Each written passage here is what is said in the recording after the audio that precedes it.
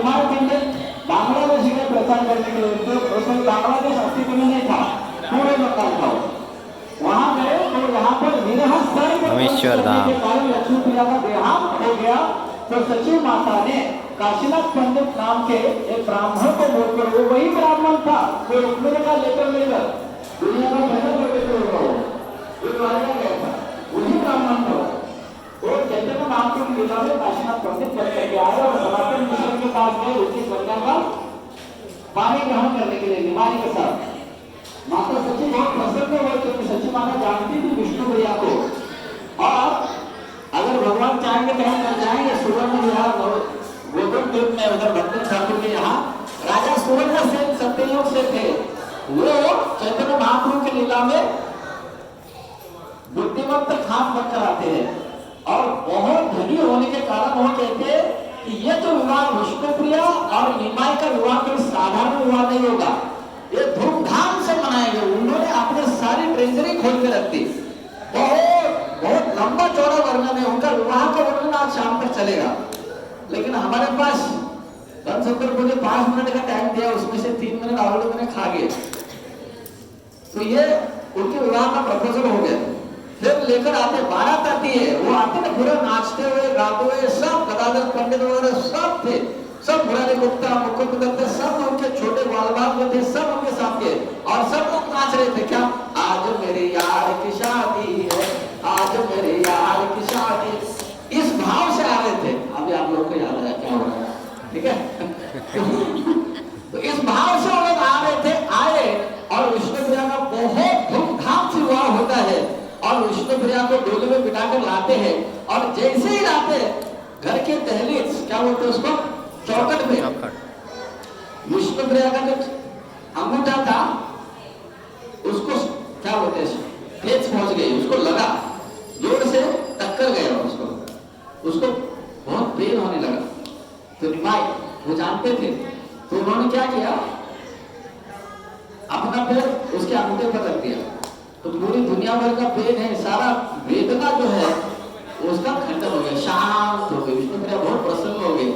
और आप लोग ज्यादा जानते हैं, आप लोग विवाहित है, नववधु जब घर में प्रवेश करती है तो उसके कई सारे रिवाज होते हैं, पता नहीं गुजराती में क्या होता है, लेकिन बहुत सारे रिवाज होते हैं उसको घर के अंदर लेने के, वो सारे रिवाज होते हैं, उसका पूरा डिटेल वर्णन है। मेरे पास इतनी बड़ी बुक है केवल विष्णुप्रिया के ऊपर, लगभग 1000 पन्नों की, उनका जीवन चरित्र के बारे में।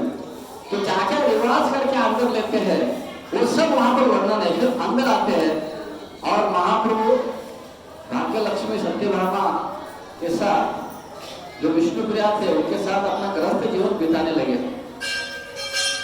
और जब संन्यास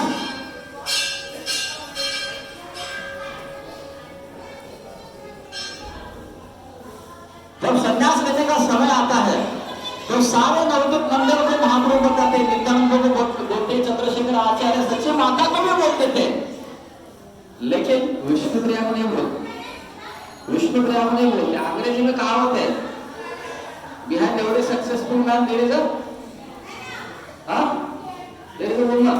हर सफलदायक व्यक्ति के पीछे एक महिला होती है, ऐसे कुछ लोग कहते हैं। तो महाप्रभु इतने बड़े नमो महावत में कैसे होंगे, आप सुनो, ये सुनेंगे तो यहाँ आने का फल मिलेगा, ठीक है। तो जिस दिन संन्यास लिया था वो दिन था 14 जनवरी मकर संक्रांति का 1511 का, ईस्वी सन 1511 का दिन था वो।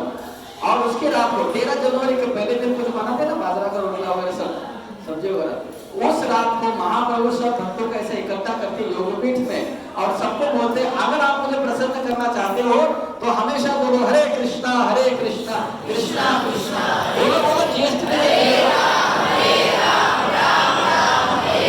आप लोग हरिनाम में ऐसा लगता है जैसे जीएसटी देना पड़े आपके धंधों में।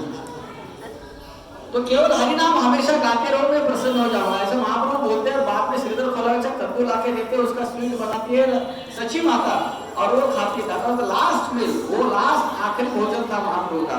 उसके बाद वो अपने रूम में गए, बेडरूम में, जहाँ पर विष्णुप्रिया थी, और महाप्रभु लेटे और विष्णुप्रिया उनके चरण सेवा चालू कर दी, मालिश करना। और कुछ देर बाद कुछ गर्म पानी जैसा उनके चरणों में गिरा महाप्रभु के। तो उन्होंने देखा आंखें खोल के, तो आंसू जो होते हैं ना वो गर्म होते हैं ना, दुख के आंसू, उन्होंने देखा, पूछा आप रो रहे हो? हाँ। क्यों रो रहे हो?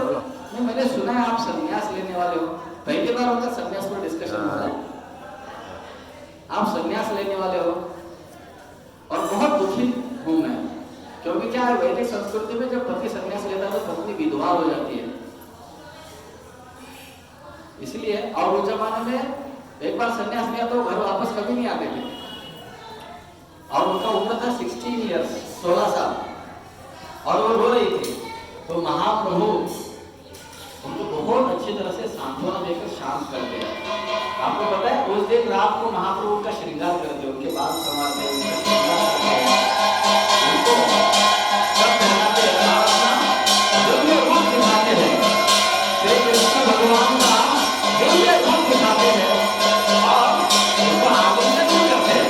जब विष्णुप्रिया देवी उनको अनुमति देती है तब जाकर महाप्रभु संन्यास लेते हैं और महाप्रभु का उद्धार होता है। अगर वो अनुमति नहीं देती थी तो शायद महाप्रभु संन्यास भी नहीं लेते थे। इसीलिए गर्भागम ऋषि 11वें स्कंद के देवी महाराज के संवाद में बोलते हैं, त्यक्त्वा सुमोस्ते तस्मये सीतराज्य लक्ष्मी धर्मेश्च आयवचसां यतनादरण्यं मायामृतं दयितं यत्सितं अन्वधावत् वन्दे महापुरुषते चरणाय भिन्नम्। मतलब महाप्रभु ने त्यक्त्वा सुमोस्ते, इतनी सुंदर, इतनी सुशील और आज्ञाकारी पत्नी विष्णुप्रिया का त्याग किया, इतनी चरित्रवान पत्नी का त्याग किया, किसके लिए? हम जैसे मूर्खों के लिए, जो बम्बई माया नगरी, सूरत माया नगरी में माया के पीछे पड़े हैं, धंधों के पीछे पड़े हैं, वो आप लोग कर रहे हैं, है ना? पैसा चाहिए, धंधा बढ़ना चाहिए, ये होना चाहिए, वो होना चाहिए, मेरा बेटा सेटल होना चाहिए, ये तो हमारा झगड़ा चल रहा है। और क्या? हमको बचाने के लिए, भावनगर आने के लिए, अहमदाबाद आने के लिए, सूरत आकर, मुंबई में आकर हमारा उद्धार करने के लिए महाप्रभु ने संन्यास लिया। महाप्रभु ने अपने सबसे प्रिय लोगों को क्यों छोड़ा? हम लोगों के लिए।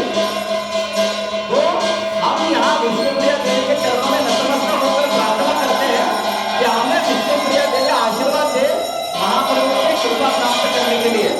और ये विग्रह कैसे प्रकट हुए? विष्णुप्रिया देवी के सेवक थे वंशीवदन, वो दोनों महाप्रभु की लीलाओं का स्मरण करके विरह में रो रहे थे, रो रहे थे, रो रहे थे। आप सोचो, चैतन्य महाप्रभु 3 बार नवदीप आए संन्यास लेने के उपरांत। राम चले जाते समय सबसे पहले संन्यास लेने के बाद शांतिपुर में जाकर रहे 12 दिन अद्वैताचार्य के घर, और फिर उसके उपरांत जब राम के लिए जा रहे थे तब एक बार आए, और राम के लिए से वापस जाते समय एक बार आए। 3 बार नवदीप में आए, शांतिपुर आचार्य के घर में रहे। तीनों बार सची माता जाकर मिलती है। माता सची मिलती है चैतन्य महाप्रभु को, लेकिन विष्णुप्रिया देवी कभी भी नहीं मिल पाती पूरे जीवन में। कितना बड़ा उनका प्यार होगा सोचो। 16 साल की आयु में उनके पति ने संन्यास लिया और उसके बाद कभी भी वो अपने पति का दर्शन नहीं कर पा रही थी, तो उनको विरह हो रहा था, विरह हो रहा था। और उन दोनों ने डिसाइड किया, वंशीवदन और विष्णुप्रिया ने आत्महत्या करने का। अभी हम आत्महत्या करेंगे। तभी जाकर महाप्रभु प्रकट हुए और ये विग्रह उनको दिए, ये विग्रह तभी दिए, और महाप्रभु बोले ये आपके साथ रहेंगे। तो विष्णुप्रिया देवी जब करती थी, और एक माला जब हो गया तो एक चावल का दाना बालों में रखती थी। आप लोग कितने माला जब करते? 16 माला। अरे हाथ लगाओ। आप लोग कितने माला जब करते हो? 16 माला। 16 माला कितने लोग करते हो? आप ऊपर करो, यू नो, 1 2 3 4, बस इतने लोग। बाकी लोगों को लाया क्यों? नहीं तो यात्रा का रूल है, 16 माला करेंगे उनको ही लेके जाना है, नहीं तो बाकी लोगों को इधर टूर टूरिस्ट करने के लिए, पिकनिक के लिए नहीं आ रहा है। आज से कितने माला लोग जब चालू करेंगे? 4 माला तो करो कम से कम। माला है सबके पास? हाँ, आप सुनो। अभी विष्णुप्रिया देवी 1 माला करती थी तो 1 चावल का दाना बाजू में रखती थी, और दिन भर जितना जब हुआ उतने चावल एक साथ इकट्ठा करती थी, उसको ही कुकिंग करके खाती थी। ऐसा आप लोग करेंगे तो भूखे रह जाओगे, कुपोषण तो बैठ जाओगे।